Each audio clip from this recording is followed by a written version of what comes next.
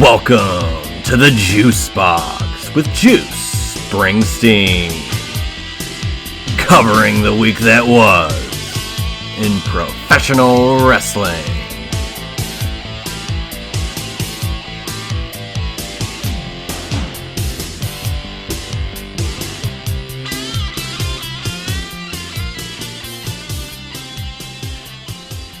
And hello everybody, welcome once again to another edition of the Juice Box. I am Juice Springsteen. As you probably already knew, it's been a bit since we've been on this show proper, but a lot has happened in the last week and a half, 2 weeks. So we will discuss any and all of it and much, much more this week. Next week will be loaded with Juice Box related activities on the feed from many different individuals, so we'll touch on that as well. Before we get into it, as always, you can follow me on Twitter at JuicySteen, on Instagram at Juicy Wrestling Closet. You can also subscribe to the Juice Box on YouTube at JuicySteen. You can also listen to the show and subscribe on Apple Podcasts, Spotify, Amazon Music, juicysteen.podbean.com. And if you do listen to the podcast on iTunes or on Spotify, rating and reviewing the show would really help the show grow. So that would be cool if you guys could do that. Wow. Quite a bit of material this week.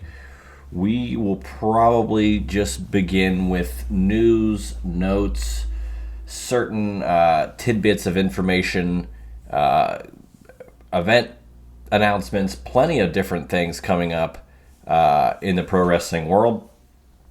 Then we will kind of do a card overview, preview-ish thing on the WrestleMania card to this point.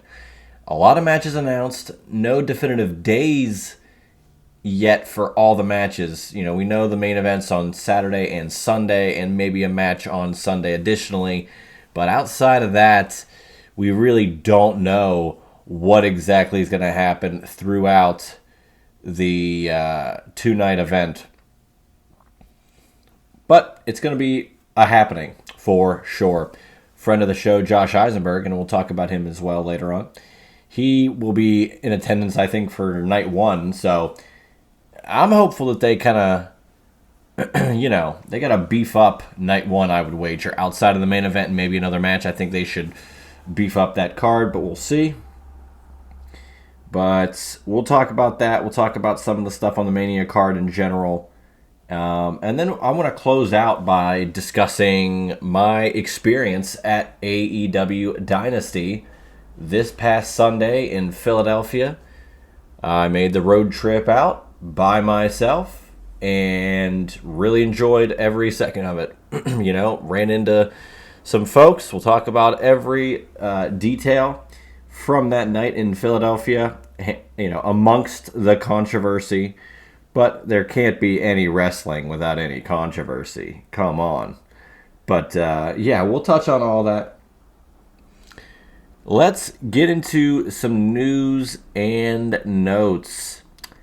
I haven't touched on this yet. I have not gotten to sit down and watch it. As this show's being recorded, it has kind of already been out available, but I have not gotten to watch it yet. The WrestleMania 9 documentary, which is on Peacock. I believe it's about an hour and 50 minutes.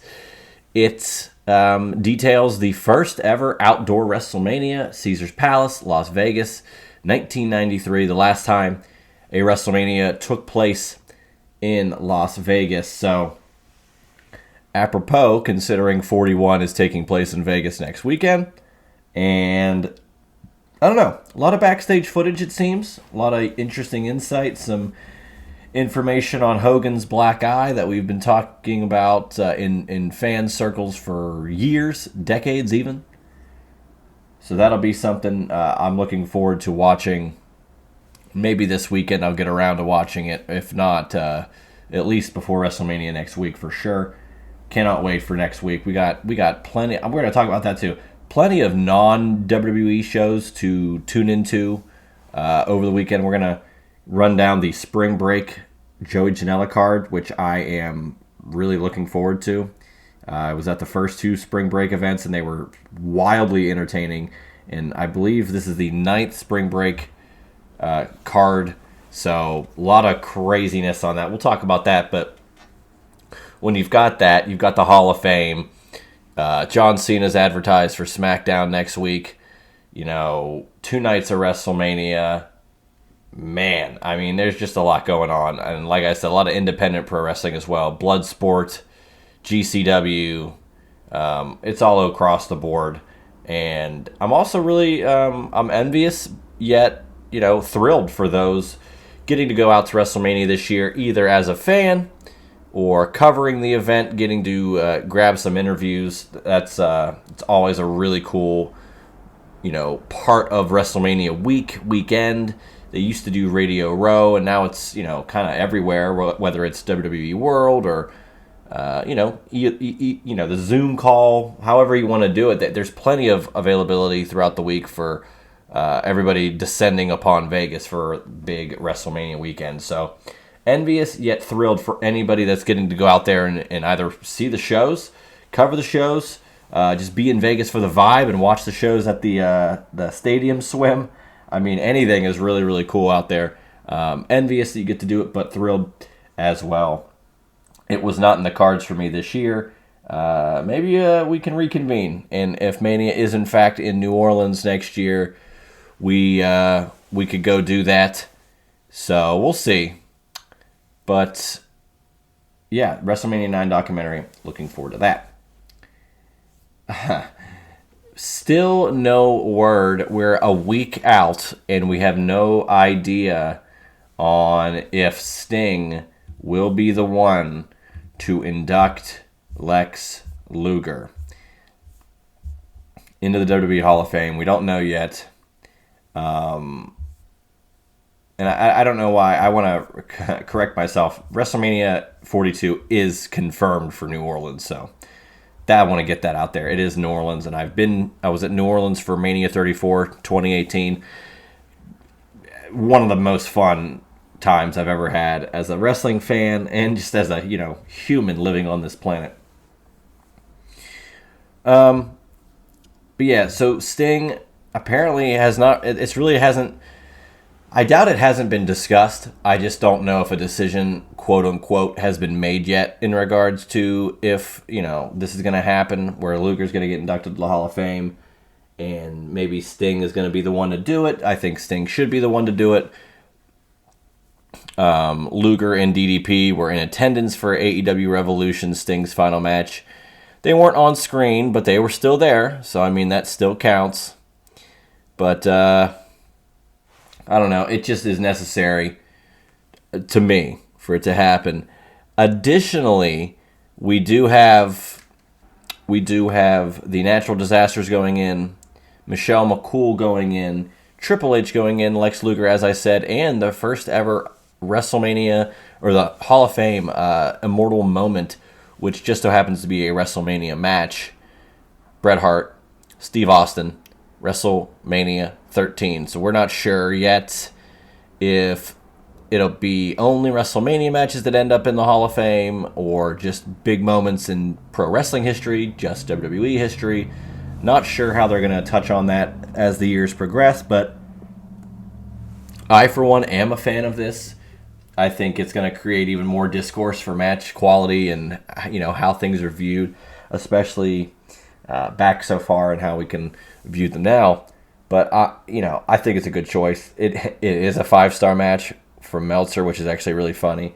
But I always love the Hall of Fame, and I think it's going to start. I think maybe 1 a.m. on the East Coast. So I don't know if I'll be watching that live, but it should be interesting for sure to catch that whenever you do get to it. If you're on the West Coast, you'll probably be able to watch the whole damn thing, but at least live. We've got TNA, Total Nonstop Action Wrestling, finally making their triumphant, I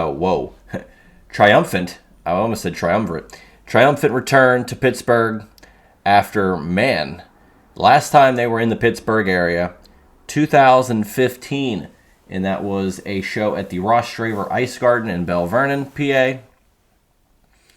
And oddly enough, I mean, this was a show. I mean, it's 10 years ago. I got to go. I got to videotape and film the interview that Justin LeBar did with Awesome Kong, which was awesome, to say the least. Really cool show there.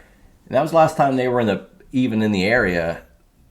In 2012, 2013, and 2014, TNA did show up to Washington, PA, where at the Washington Wild Things baseball stadium, a minor league baseball stadium that has hosted some other events, but this was specifically Base Brawl, and man, those were really fun events. I remember Kurt Angle and Save Wrestling into the Olympics. That was a big campaign for that. And I don't know. It was just really fun to watch those little house shows in the bubble that TNA was. And I guess it was Impact at the time. It was after they had rebranded to Impact. So it's been, even with the Belle Vernon show now, it's been 10 years since TNA has been in this area. And they announced June 20th and June 21st TV tapings for TNA coming to the UPMC Event Center, which is on the Robert Morris University campus. Cannot wait for that show. I will be definitely trying to go to both of those shows. It's been a long time since I've been to a TNA show, and I'm hyped to see the new stars. Maybe Joe Hendry will be there. That'll be fun. Maybe you'll see a little Nick Nemeth. Maybe the System. A lot of other great talent coming through TNA these days, so I'm looking forward to that as well. All right, let's talk about next week. So for WrestleMania week, I always try to load up the feed, with programming. Last year, man, I know we had a lot for SummerSlam. WrestleMania last year, we had, I believe, the Wrestling for Sale SIP series. We had back-to-back we had back-to-back prediction shows with Justin LeBar, Josh Eisenberg. So we had quite the rundown of fun shows for the biggest week of the year, arguably. I mean, like I said, we did a lot for SummerSlam, and that was a fun week as well. But WrestleMania last year, actually, I'm going to go through and make sure I kind of get that correct. We had the Wrestling for Sale interview, the SIP series. We, of course, had Triple Threat Theater 4 and 2 episodes of predictions for WrestleMania featuring Justin and Josh. This year, as of right now, we've got Main Event Maniacs, and I do want to say we do not know the exact dates on what days these episodes will air. It all depends on recording, what have you, but we will have Main Event Maniacs covering the triple threat main event of WrestleMania 35 and the first ever women's main event in WrestleMania history. Becky Lynch, Ronda Rousey, Charlotte Flair, and it's Brian and Jay. They will be taking care of that. We will also have the WrestleMania prediction show. As of right now, it will be Justin LeBar. It will be Josh Eisenberg. It will be yours truly. I would wager 2 episodes there for night 1 and night 2. We'll see how it goes. And there should be another episode. It all depends on timing. But I have recorded an episode where I talk about the 5 pro wrestling events slash shows that made me the fan that I am today. And it's always fun to talk about the classic stuff. It's always fun to go back into your childhood and relive some of the great moments that kind of carved out the wrestling fandom, as it were, for yourself. And this is a fun one. I mean, there's 5 specific shows that I watched constantly, pretty much because I didn't have any other option. They were all on VHS, outside of the one where I watched it live, but that was how I got back into wrestling back in '05, and we'll talk about it. But so probably 3, if not 4 episodes of the Juice Box coming next week. We will have some sort of Drew and Juice representation as well, whether that's a prediction show beforehand, whether that's a post show on Saturday nights. We really don't know what we're doing yet, but something will be in the works, I can assure you. So now, let's touch on the WrestleMania card as it stands right now.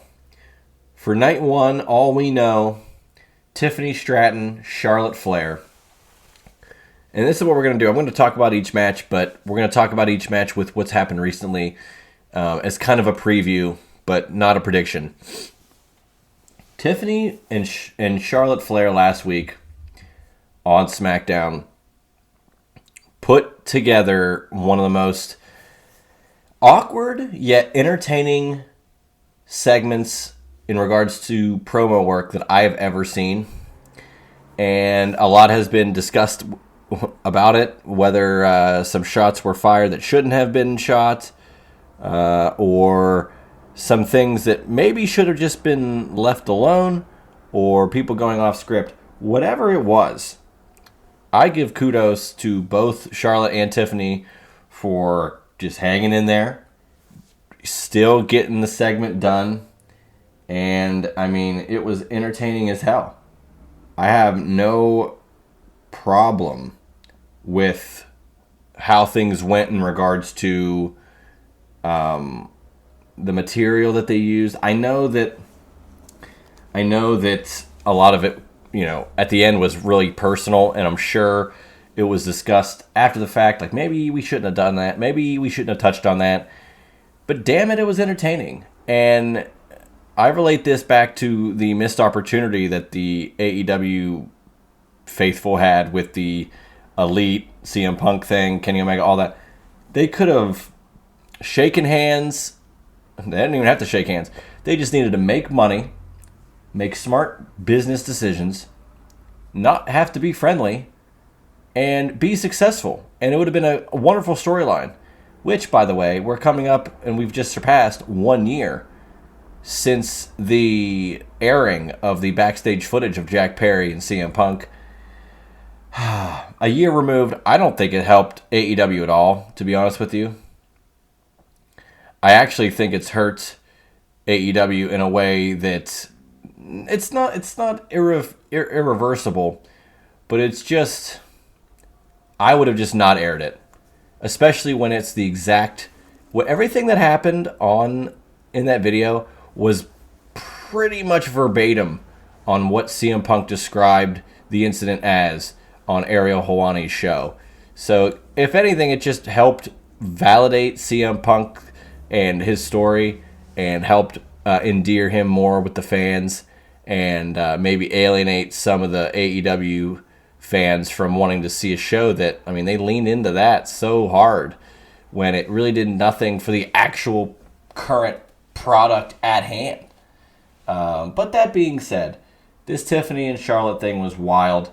It was very entertaining, and as I air this, or as I record this episode, SmackDown's on. Earlier, before the show even started, there was a parking lot brawl with Tiffany and Charlotte. So clearly, it is fine behind the scenes, in my personal opinion, because you're not doing a segment like that and willing to work. It's fine. I think they're just trying to get back on track, not really go off quote script, and just see what's going to happen as they build to this match at WrestleMania. But that's on night 1.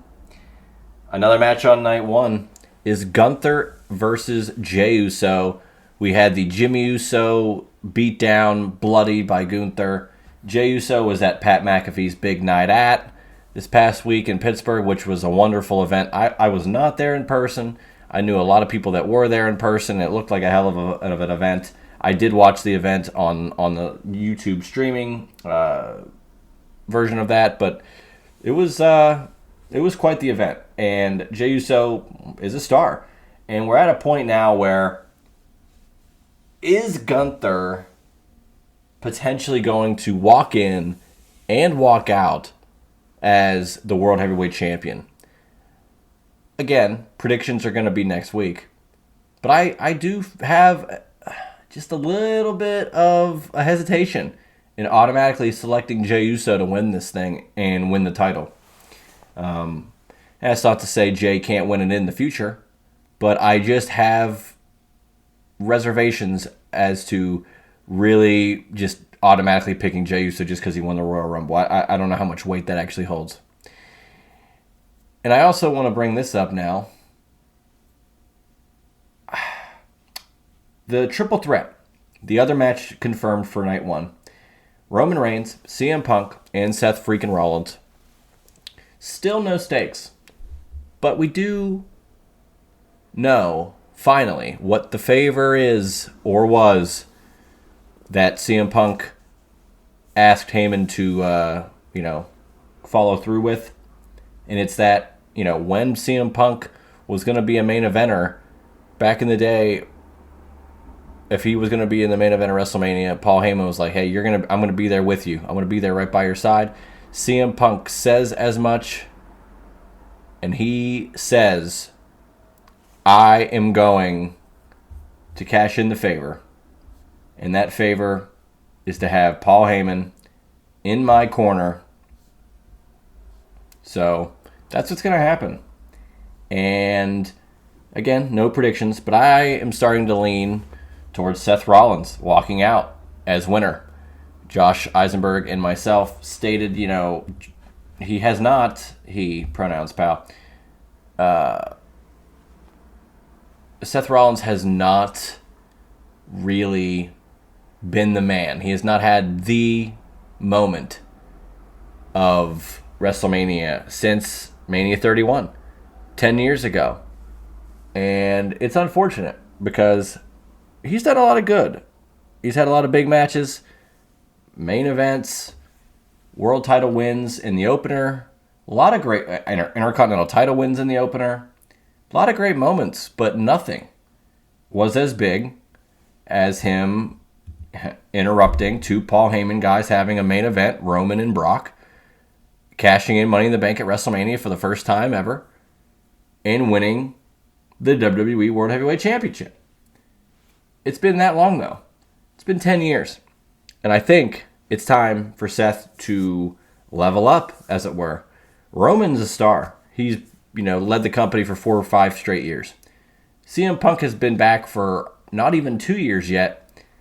And he is at the top of his game. The fans are all in love with him. He has not had a heel turn yet, but he also isn't really just a babyface. He's kind of in between, but incredibly popular no matter what. And that's just the star power of CM Punk. Now, whether that leads to a victory for Seth Rollins after all this, I don't know. But again, looking forward to seeing the dynamic of these 3 guys in a triple threat. And I just wish there was some stakes to go along with it. But you can't win them all. Let's go to night 2. And I do want to say it was just announced on SmackDown as I record this. The Damian Priest, Drew McIntyre match looks to be taking place on Sunday, and it will be a Sin City street fight. That is going to be wonderful. It needed a little bit of juice, a little bit of zhuzh, and that is it. That is good. That is a good call. I hope they take it around the building. Maybe they'll take it to the streets. Who knows? But it gives a little bit more cachet to Drew and Priest. We do have the Io, Bianca, Rhea Ripley triple threat finally. After it being a triple threat, then it being a singles match, then it was a singles match with a chance at a triple threat with the other person being the referee, and that being a double DQ, to now being a triple threat again. I mean, how convoluted did it need to be? Probably not this convoluted, but we are here. And it's going to be those 3 women, triple threat, women's world title. I'm still under the firm belief that Io Sky should walk in and walk out as the women's world champion. But who knows? We also have Cody Rhodes, John Cena. This is, of course, the biggest match of the weekend, the highest stakes. Cena's final year, full year in WWE. He turned heel, something we always wanted, but it never happened, and now it happens in his last year. Going for number 17, the 17th world title, which has never been done. Ric Flair has 16. Triple H, Randy Orton, both, I believe, at 14? So it's just, it's a very, very small echelon of talent to get this many world championships or opportunities or winning them. And it is just insane that now we are on the precipice of Ric Flair's record potentially being broken. The first two Cody Rhodes promos were exciting, I'll say that, but it still left a lot to be desired. And as I'm watching SmackDown and they're showing WrestleMania 18, Hogan and Rock in Toronto. Toronto's where Cena turned heel. And I think that Cena needed to turn heel because had it been babyface versus babyface at WrestleMania, I think it could have turned out like Rock and Hogan, where the fans would have been along the ride and been on John Cena's side, would have wanted him to win. It could happen still. There could be a lot of fans in Vegas that actually do want Cena to win, but who knows? We shall see. But last week, the third and final promo between, or not the final, the last time they had this promo between each other, not third and final, but this was finally a solid-ass promo from Cena. Cody had a great rebuttal and pretty much went toe-to-toe. And, now it is set up for one hell of a WrestleMania main event. And that's guaranteed for Sunday. Additionally, we have been added the War Raiders versus the New Day for the World Tag Team titles. I think that'll be an interesting match. I'd like to see the New Day win those tag titles, but it's cool to see the tag titles even being defended on a WrestleMania again. The controversial, yet I think still entertaining, El Grande Americano taking on Rey Mysterio, which I am a big fan of. I think that's going to be a great match. Like, why not, right? Why not cash in on what's going to happen here? And why, when you got Rey Mysterio as the luchador in WWE, like, why not? Let's have him go against this. Could it be Chad Gable? We don't know. Let him do it. Let's run this program through the greatest luchador of all time. So that'll be a fun match. Fatal 4-Way Intercontinental title. Braun Breaker, Penta, Finn Balor, and Dominic Mysterio. Man, Braun Breaker's spear this past week to Carlito. Arguably one of the greatest things I've ever seen. And I cannot wait for Braun Breaker to really, really shine. I think he's going to here at WrestleMania. Last year, was he a part of it last year? I want to say he wasn't. I want to say that he. I'm gonna get this perfectly accurate here. I'm not sure he was even a part of it, to be completely honest with you. Even though I was there, the event was 2 nights. So long. Let's see. Unless he was a part of something else that I'm not remembering. But, yeah, to my knowledge, Braun Breaker was not on WrestleMania last year. He had, I think he hadn't been a part of the main roster, quote-unquote, yet. So this is what we're getting. And a fatal 4-way between these four, I think, should tear the house down. And I'm not sure who's going to walk out yet, but tune in next week to the prediction show and find out. Jade Cargill, Naomi, they are finally settling the score. Man, this is the first, I think, one-on-one women's match without a title on the line since WrestleMania 22, which is almost 20 years ago at this point. Pretty wild stat, but leave it to Jade Cargill and Naomi for getting this big moment, big match, and opportunity to really elevate the women's division. From them, to the rest of the roster. Like, let's go. Let's do this. Especially if they're going to do Evolution 2, which is heavily rumored later on this year, over the summer potentially. Like, why not? Let's have a bunch of great women's representation at WrestleMania. Let them succeed.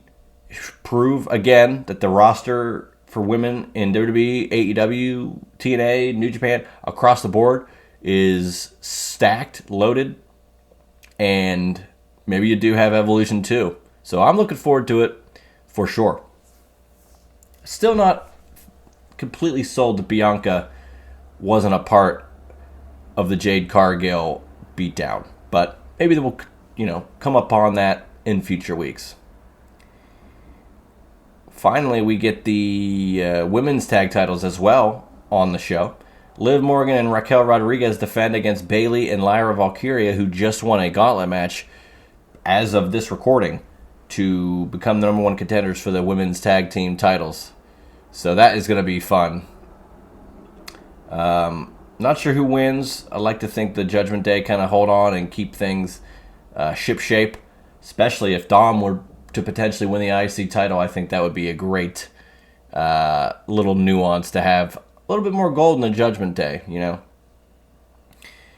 LA Knight, defends his U.S. title against Jacob Fatu. I think this is going to be a match that puts a lot of people, a lot of eyes onto Jacob Fatu, as this guy is the next, I guess big thing, but he's the real deal. I think people know that already, but this will be a real opportunity to see it on a grand scale. I think it's going to be nice for LA Knight.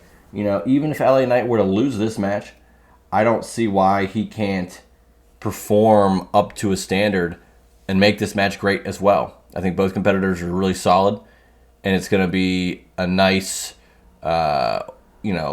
utilization of both of these guys on the card.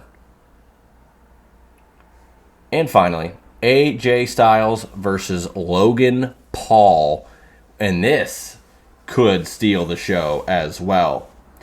It could even be AJ Styles' final match at WrestleMania, which I think would be a fascinating turn of events. We'll see, though. But Logan Paul upping his game, getting a match with AJ Styles at WrestleMania. These two guys are going to tear the house down. I think it's going to be a wonderful match in ring. And again, predictions will be next week, but it's going to be interesting. I'm not really sure who will win this match, but give me some sort of insane Styles clash or a reversal of a Styles clash or something. I'm here for it. So that's WrestleMania as of press time. Still don't know all the days and how the matches are going to be spread apart, but we'll find that out soon. And there will also be, of course, WrestleMania or the WrestleMania Pick'em from Pool Party Gaming. We will be utilizing Pool Party Gaming in a collaboration with the Juice Box. Once again, we did it for Royal Rumble. We did it for the Elimination Chamber. And we're going to do it for WrestleMania.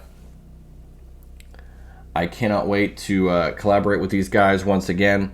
It was such a wonderful time doing the Royal Rumble, probably the most. It was probably just so much fun seeing the matches kind of come to fruition and it turning out to be, like this.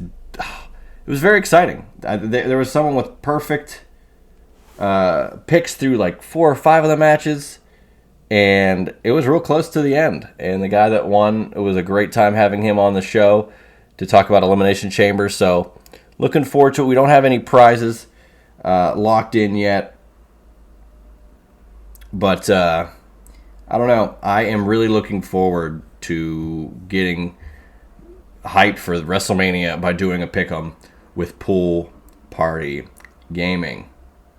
All right, let's now talk about my trip to Dynasty. This was a lot of fun. I had a great time at Dynasty. I love traveling for pro wrestling shows. I think if you can, you should. And I think you should always support pro wrestling at any level, independent, major companies, random one-off appearances, WrestleCon, anything. I think it's always worth going and trying to support pro wrestling at any level. And that's what I did. And that's what I do. You know, I've bought quite a few of the AEW pay-per-views since their inception in 2019. I've gone to a few Dynamites. I've gone to Collision. I've gone to Rampage. And I've supported AEW. But look, I've supported WWE. I've been to 5 WrestleManias, you know. And Dynasty was my 16th pay-per-view that I've gotten to attend as a whole in pro wrestling. My first AEW pay-per-view. And I must say, it was a wonderful experience. I made the drive out over the weekend, hung out with a buddy, went into the city of Philadelphia Sunday afternoon, and made the trek over to the Liacouras Center, Temple University, Philadelphia, Pennsylvania. First pay-per-view ever held for AEW in the state of Pennsylvania. And, I mean, the merch stands were pretty filled. It was nice. Over the last few pay-per-views, it's been a point of discourse. It's like, man, they really are dropping the ball with how these, you know, having big pieces of merch or a lot of merch or lack thereof, or it's not all the best merch you could have. A lot of discourse on it. It was a pretty solid selection, in my opinion. So, good on AEW for that. It was a pretty solid crowd as well, I would say. I'm not sure on the exact attendance as I file through. It looks like 7,921 is what I'm reading. Not sure how exact that is, but that's what I'm going to go by here. But, you know, I got to my seat pretty much just in time to catch the Anthony Bowens Max Caster one-on-one, which was a very, very interesting piece of business, because Max Caster's been doing this Best Wrestler Alive gimmick and keep challenging folks to come out and, you know, get a piece of the Best Wrestler Alive. It was Anthony Bowens finally, you know, making a stand, saying, no, that, you know, this is, I'm here and I'm gonna prove, you know, you're being ridiculous. I don't need you now, and I'm gonna move forward with my career. And Bowens beat Caster in 40 seconds, and it was great. Also, the fans I was around, great fans, very respectable, very, I don't know how else to put it, all in to AEW. And it was, again, great experience in that regard as well. We had Will Ospreay defeating Kevin Knight. Kevin Knight, great performance. This is a guy who's been New Japan and kind of traveled all over. And I thought, man, first pay-per-view, go against Will Ospreay in the opening match. Kind of a lot of pressure. I think he killed it. Great match. Will Ospreay gets the victory in the Owen Hart tournament semifinal. And we'll talk about that bracket. As Will Ospreay gets the win, he will take on either Brody King or Konosuke Takeshita. Additionally, we had the next match was the Hurt Syndicate versus the Learning Tree, AEW World Tag Titles, and the Hurt Syndicate get the win. MJF helped by using the Dynamite Diamond Ring, as he often does, coming down to ringside, unbeknownst to a lot of the Hurt Syndicate. He actually took out the Learning Tree right in front of one West Side Gun, who was front row, per usual, in attendance. And look, the whole crowd was chanting that, "We heard people, we heard people," you know. And it was a great sight to see and hear. And I think we're kind of on the back end of the Learning Tree, and I'm hopeful Big Bill can get some opportunities as a singles competitor, even if Brian Keith is his lackey or his manager or just his 1A henchman, if you will. I would not mind that. Let's move on from Jericho, and we'll talk about that in a moment. Mercedes Moné defeated Julia Hart by pinfall in the women's Owen Hart Cup tournament. And now she will take on the winner of Harley Cameron and Athena at Dynamite Spring Breakthrough. And we'll talk about that in a moment. That and the importance of that show. Death Riders, Claudio, Pac, Wheeler Yuta defeated Cope, Cash, and Dax for the AEW World Trios title. And then FTR turned on Cope. Now, could this just be FTR not being happy with how things were with Cope and how positive, I guess you could say he was, and how he was, oh, I'm just trying to help you guys out, and you got me all wrong. Yet FTR is the one that turns. Could it be now? And this is what I've posited, and I've hoped that it would happen. I'm really hopeful that Cope has no other choice but to team with the one, the only Christian Cage, which would be wonderful. Give me Cope as a heel, or a brooding heel, if you will, with Christian for one last tag team run to take on FTR. That would be electric. Toni Storm defeated Megan Bayne by pinfall for the women's world title. Great match, great showing by Megan Bayne.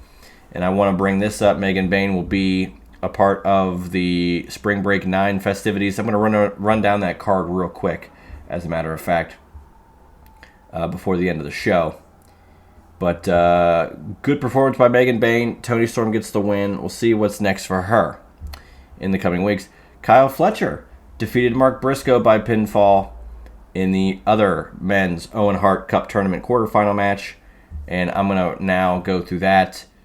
So on the other side of the men's bracket, Kyle Fletcher moves on to take on either Hangman Adam Page or the wild card entrant, whoever that may be. And on the other side of the women's bracket, Chris Statlander defeated Thunder Rosa and will take on the winner of either Billy Starks or Jamie Hayter. And that will also take place April 16th this coming week on Spring Breakthrough. Bandito defeated Chris Jericho in the Mask versus title match for the Ring of Honor World title. This was kind of a interesting finish. Jericho won the match in a not so legal way, and it ended up being a restart of the match. Bandito gets the win, wins the championship, keeps his mask, and this could be the end of Chris Jericho in Ring of Honor. But what does that really mean? Is he going to stay in AEW and hang out? Is he going to take some time off? Is he going to do stuff with Fozzy? Is he going to go back to WWE? Is he going to do New Japan stuff? What is Chris Jericho going to do? Is he going to be a commentator? Plenty of options, ideas, avenues for Jericho to travel. I'm interested in seeing that. Like, what's next? I'm always here for the what's next. Of course, Bandito winning the Ring of Honor title is great. It'll help Ring of Honor as a brand, a new champion, new competitors to challenge Bandito, a lot of fresh matchups. I'm here for it. And Chris Jericho, let's see what he's got going forward. Is it going to be someone we're not expecting him to team with? Is he going to break up with the Learning Tree? A lot of different things, but that's what I'm focused on, is what's next for both Bandito and Jericho. Adam Cole, baby, defeated Daniel Garcia by pin to win the AEW TNT title. This had no time limit, and no outside interference was permitted at all. Cole gets the win. Pretty good match, and he's TNT champion. It's nice to see the group formerly known as the Undisputed Kingdom winning some gold here. So we'll see what that translates to going forward. But Adam Cole getting the TNT title, I thought, was the right decision. Kenny Omega, Ricochet, Speedball Mike Bailey. This was like a 30-minute match, but it was insane. Kenny Omega gets the win. I thought all three guys over-delivered. Really, really great stuff from all three. Mike Bailey's first big pay-per-view match with AEW. Ricochet doing his best work since, elevating, lack of a better term, from his PWG days. Like, ever since he went to WWE and onward. I think this is probably his best match, if not one of the best 2 or 3 matches he's had. It didn't hurt that his partners in this match were Speedball, Mike Bailey, and Kenny Omega, but I digress. And then we get to the main event. And boy, howdy, did this cause some controversy. I had some interesting interactions regarding this match as well. Jon Moxley retains the AEW World title against Swerve Strickland. And the Young Bucks are a cause of that. They interfere, took out Swerve. Moxley gets the win. Look, I'm really not even going to go into the storyline aspect of why this happened, because it is leaning towards either anarchy in the arena at Double or Nothing, some sort of tagging situation with Hangman and Swerve on the same side with the Young Bucks, something of that regard for the next show. Yet, with the Owen Hart still looming, I'm not going to rule out Hangman Adam Page winning it, Swerve somehow winning the world title in between now and All In, and having a one-on-one Hangman and Swerve at All In for the world title. But you would have thought, after watching the end of the show, AEW Dynasty this past Sunday, Liquor Center, Philadelphia, PA, you would have thought, if you would have went on Twitter, formerly, it's X, formerly known as Twitter, you would have thought that the match was 5 seconds, and that it was a squash, and that everything that was ever built up in AEW was thrown out the window because of the finish. Because some of the bitching, moaning, complaining, whining that some of the arguably bigger names in the IWC doled out after this main event. And I have no time for it. I don't. I don't get why, if the main event does not satisfy your needs as a fan, consumer of the product, whatever, that, it's why does that dictate what the whole company is for you?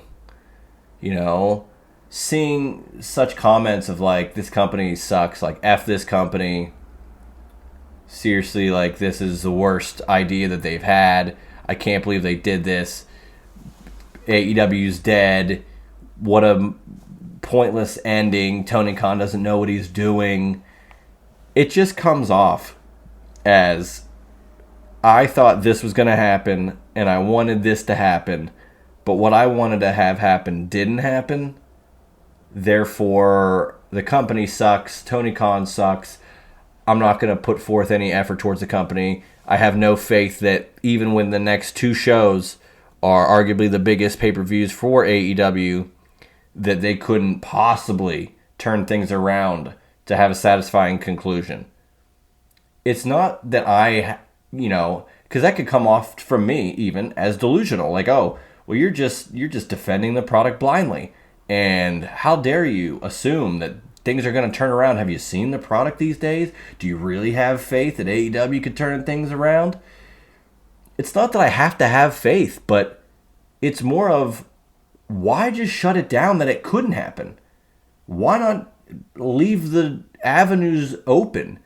Leave the opportunities there. Sure, you can be critical. You can be constructive and critical. You can be angry and yelling and critical. But to go as far as to say that the company's dead because of one booking decision of one pay-per-view main event, that's the tipping point. Find something else to complain about, please. It's so annoying. And look, I'm complaining about the people complaining, so they can call me annoying. That's fine. But it's just so ironic and hypocritical and funny and annoying to me, all the above, that there are people in the community that have large followings and not even unfairly treat the product with criticism, but it's like, when you put out blanket statements without really any detail, I don't care how, if you watch AEW every single week, just being like, this sucks, I hate it, it's terrible, the whole company sucks, I hope it dies next week. Like, does that help when other fans could see that interaction? You don't think that your platform and the amount of people that follow you could potentially be turned a certain way because of that? And if that's what you want, that's the blind leading the blind. Because you, the people that have the following, you're not at the helm. You're not Tony Khan. You don't know what's going to happen. Yet, you're telling all the people that like you that you don't like it and that it's not going to happen at all. You're not giving it a chance. Therefore, those fans don't think it gives a chance. And it just stirs up this discourse of negativity, impossible ideas that'll never come to fruition. And quite frankly, it leads to pay-per-views and match finishes and ideas that no matter how they turn out, you will have fans complaining because it wasn't what they wanted. And that's going to happen anyway. But to sit here and act like the whole company's dead because of that is absolutely asinine. So, that's my PSA on the whole thing. Look, maybe the whole thing doesn't get turned around. And I'll say, at All In, they didn't complete what I thought. This was not what I anticipated. I gave them 2 pay-per-views, and it didn't work. Even then, I'm not going to say that AEW sucks and that it's dead. I'm going to say, wow, I really hope AEW can find their footing and regroup for the next round of pay-per-views that they have. Because it serves no purpose in any positive light for any constructive criticism to just nail a company to the cross because of one booking decision. And oh my God, it was all these booking decisions that led to this. Don't you watch the show? Don't you watch all the Collision and Dynamite? Don't you watch it? Don't you see how terrible the booking is? Have you seen how low the ratings are? Okay, maybe you should do something else with your life for just a day. Find something else that does bring you happiness. Because clearly, no matter how successful you might be, watching wrestling, which is supposed to bring you the escape of real world stuff, is not satisfying you in that way. So maybe you should try again. But I had a great time at Dynasty. Met up with Phil. Phil, I want to pronounce his last name. I think it's We Met, which is a great last name because we did meet finally for the first time. Photo on both of our social media pages. Cool to finally meet up with Phil, friend of the show. He has a great show as well. Always posting new stuff on TikTok, YouTube. He's a good follow on Twitter as well, at PhilWeMet _ I believe. So check him out. Cool to meet him.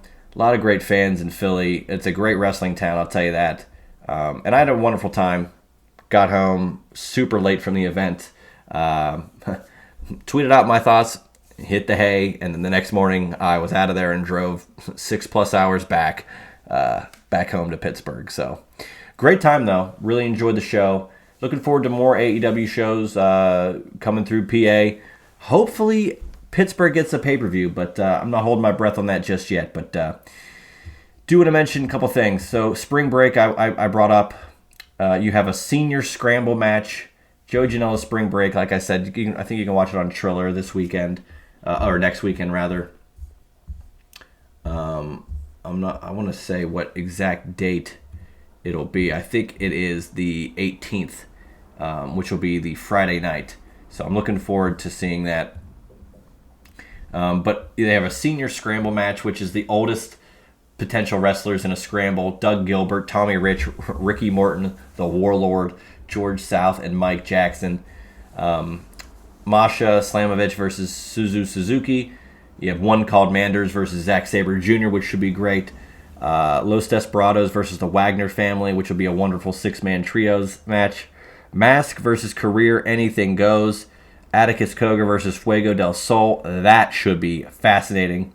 Gabe Kidd and Mance Warner, both those talents are unbelievable. As I said, Megan Bain versus Bozilla. Matt Tremont versus Minoru Suzuki, and I'm sure could lead into an ultra-violent match. Violence is Forever versus Alec Price and TBA for the GCW World Tag Titles. And then the main event, I think, but it's going to be a big match regardless. Sabu's retirement match. Sabu versus Joey Janela. No rope, barbed wire match.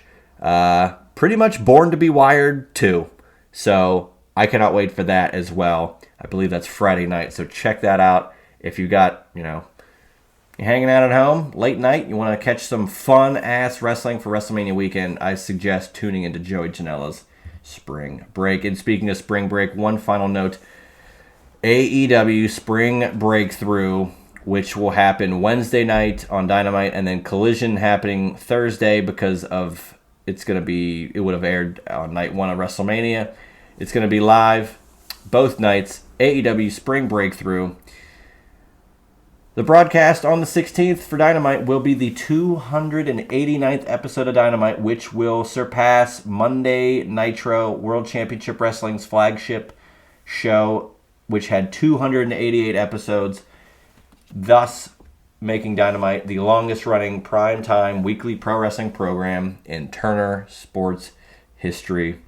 And even as a WCW loyalist and fan forever, I will applaud AEW for surpassing that mark. It's really cool to see wrestling on TNT having such a lengthy stay and be successful. So I'm looking forward to seeing it. And the show will have Mercedes Moné versus either Harley Cameron or Athena, plus a lot of other matches. So looking forward to that. It will be bittersweet, considering, this year is 24 years since WCW was sold, and it's going to be bittersweet, like I said, to watch that episode of Dynamite. But hey, they've earned it. It's been a long 6 years, but they have done very well for themselves, and I'm looking forward to the future of AEW. But next week, Main Event Maniacs, WrestleMania predictions from yours truly, Josh Eisenberg and Justin LeBar, potentially 2 episodes of that, and then of course the special Juicebox episode covering the 5 shows that made me a fan. Still working on the exact title of that, but we'll come up with something. But looking forward to it. Next week is a great time to be a wrestling fan. It's always a great time at WrestleMania season, but we are so close to Vegas. And even though I'm not going to be there, I cannot wait to see how things unfold. So appreciate all the support. Check me out again on X, Twitter, whatever, at Juicy Steen, at Juicy Wrestling Closet on Instagram, juicysteen.podbean.com, Amazon Music, Apple Podcasts, or Spotify. And if you listen to it on Spotify or Apple, please leave a rating and review, at Juicy Steen on YouTube. And hope you guys enjoyed this week's episode. Tune in next week for some WrestleMania week fun here on the Juice Box. And catch me on Twitter at Juicy Steen, where I will more than likely get involved with war of words with anybody. Even if I'm not trying to cause a stir, even my comments on WCW could. So you never know. Anything can happen in the World Wrestling Federation. But I digress. It's always a fun time on Twitter with the wrestling fans in the IWC. So I am Juice Springsteen. Hope you guys have a great weekend. And WrestleMania week is next week, and I would make sure you tune in next week for WrestleMania week, a special week right here on the Juice Box. That was the Juice Box with Juice Springsteen. Make sure to subscribe to the Juice Box wherever you listen to podcasts.